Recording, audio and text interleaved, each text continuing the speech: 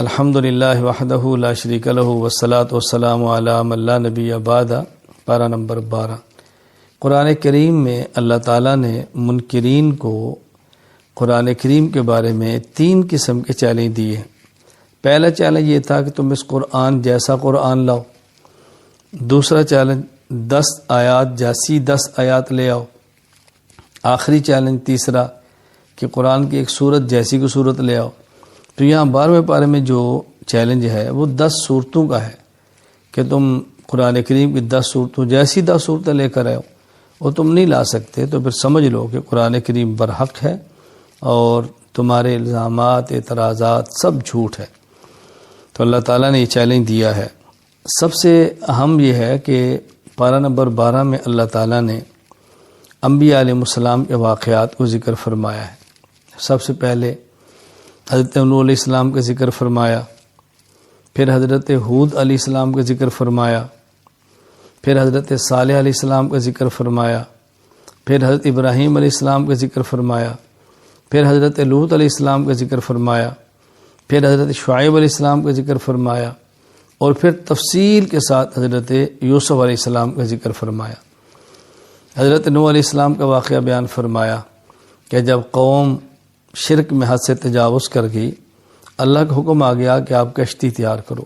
کشتی تیار ہو گئی، آپ نے جو کلمہ گو تھے کشتی میں سوار فرما لیا، جانوروں میں سے نر اور مادہ جو جانور تھے وہ بھی اس میں بٹھا لیے، آسمان سے پانی برسا، زمین سے پانی نکلا، سیلاب آیا۔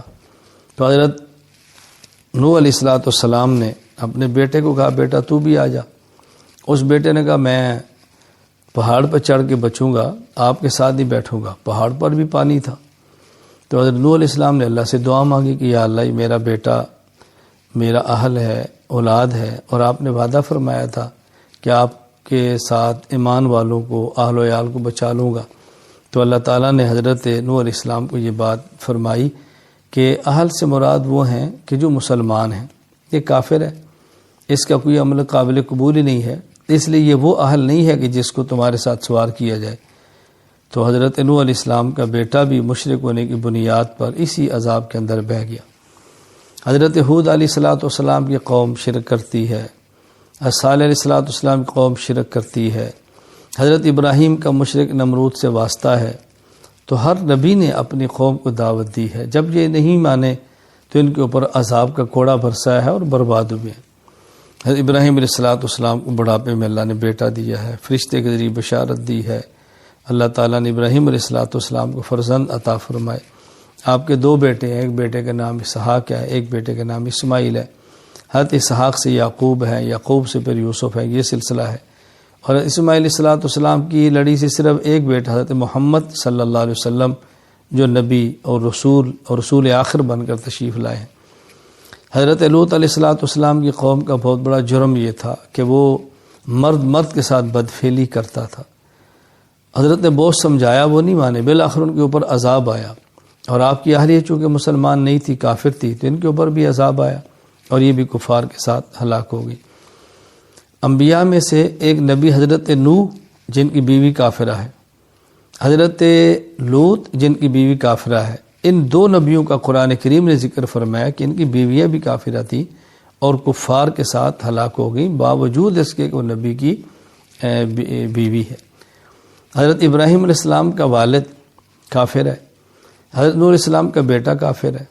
تو ایک نبی کا باپ ہے، ایک نبی کا بیٹا ہے، لیکن ایمان نہیں تھا تو کفار کے ساتھ ہی برباد ہو گئے۔ ہمیں اسے بات سمجھ آئی، حسب اور نسب سے انسان کی نجات نہیں ہوتی، نجات کی بنیاد ایمان ہے۔ ہاں ایمان موجود ہو، پھر اعمال میں کمی کوتاہی ہو، اللہ اپنے کرم سے کمی کوتاہی کو معاف فرما دے، درگزر فرما دے، یہ بات بالکل الگ ہے۔ پھر حضرت شعیب علیہ السلام کا قصہ بیان فرمایا کہ ان کی قوم کا بنیادی بہت بڑا جرم ناپ تول میں کمی تھی، بہت سمجھایا، نہیں باز آئے، بالآخر ان کے اوپر بھی اللہ کے عذاب کا کوڑا برسا اور وہ بھی تباہ و برباد ہو گئی۔ پھر پارہ نمبر 12 میں اللہ تعالیٰ نے تفصیل کے ساتھ حضرت یوسف علیہ السلام کا واقعہ بیان کیا۔ اس کا کچھ حصہ پارہ نمبر 12 میں اور آگے کچھ حصہ ان کا پارہ نمبر 13 میں۔ جس قدر پارہ نمبر 12 میں ہے میں اسی کا خلاصہ ذکر کر رہا ہوں۔ حضرت یوسف علیہ السلام کو خواب آئی ہے کہ آپ کو 13 ستارے، ایک چاند اور سورج سجدہ کر رہے ہیں۔ والد سے پوچھا، والد تعبیر بتائی۔ وہ اس تعبیر کو آخر میں اللہ تعالیٰ نے کس طرح سچا کر دکھایا کہ 11 بھائی، ماں اور باپ نے آپ کو سجدہ تعظیمی کیا۔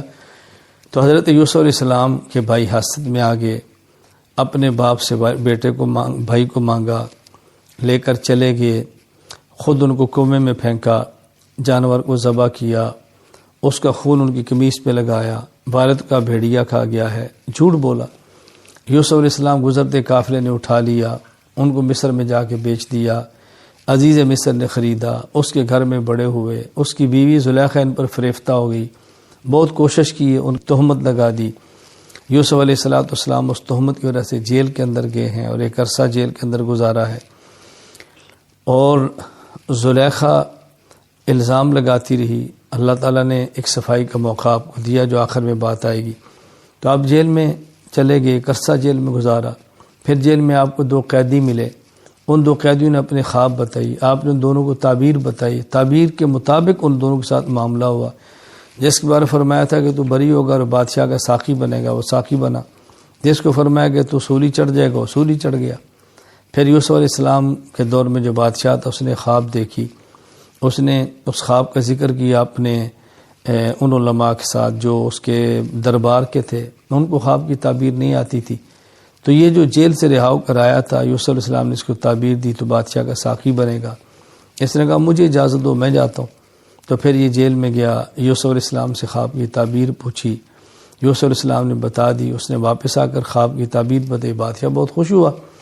تو بادشاہ نے کہا بھی اس کو لے آؤ، یہ تو بہت اچھا آدمی ہے۔ جب یوسف علیہ السلام کو لے جانے کے لیے جیل میں بادشاہ کا نمائندہ پہنچا تو یوسف علیہ السلام نے فرمایا کہ میں آتا ہوں، لیکن پہلے ذرا ان عورتوں سے پوچھو کہ جن نے ہاتھ کاٹا تھا وہ قصہ کیا تھا۔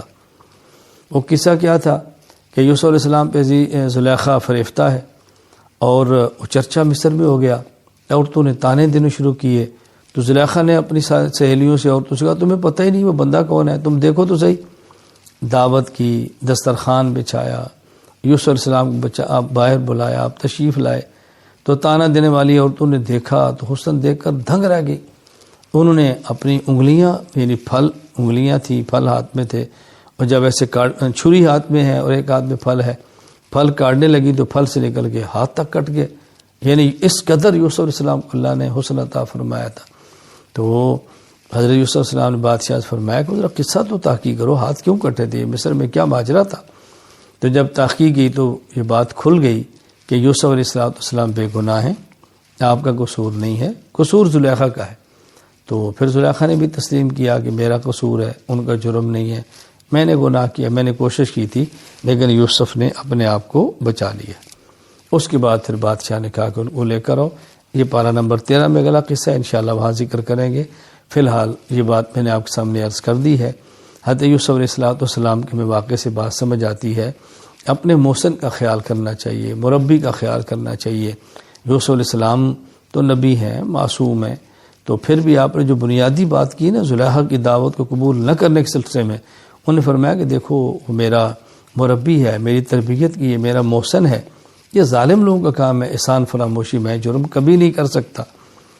جرم تو جرم ہوتا ہے، لیکن سمجھانے کے لیے بات آپ نے فرمائی، اس لیے احسان فراموشی کبھی نہیں کرنی چاہیے۔ اور یہ جو مکر و فریب ان نے کیا تھا یہ کبھی نہیں کرنا چاہیے۔ یہاں اللہ تعالیٰ نے عورتوں کے مکر کا ذکر کیا اور فرمایا ان کیدکن عظیم، تمہارا مکر تو بہت بڑا ہے۔ اس کا معنی یہ نہیں کہ ہر عورت کو مکار کہیں، ہر عورت کو مکاری کہیں، مکر مرد بھی کرتے ہیں، اور اس یہاں پر نہیں کیا ہے۔ مطلب ہے کہ بہت بڑی یہ سازش تھی، اللہ نے اپنے نبی کو اس سازش سے محفوظ رکھا، گناہ سے بھی بچا لیا، اور جو الزام تھا آئندہ اس سے بھی بچا لیا، اور ان کی برات بھی ہو گئی۔ اللہ نے اپنا کرم فرمایا۔ اللہ تعالیٰ اس واقعے سے جو عبرتیں ہیں ہمیں حاصل کرنے کی توفیق عطا فرمائے۔ یوسف علیہ السلام نے جیل میں جانا برداشت کر لیا ہے، لیکن زنا کے گناہ کی طرف جانا برداشت نہیں کیا۔ اللہ ہمیں بھی یہی اپنی ترتیب اور حکمت اختیار کرنے کی توفیق عطا فرمائے کہ گناہوں سے جتنا ہو سکتا ہے بچے۔ وآخر دعوانا الحمدللہ رب العالمین۔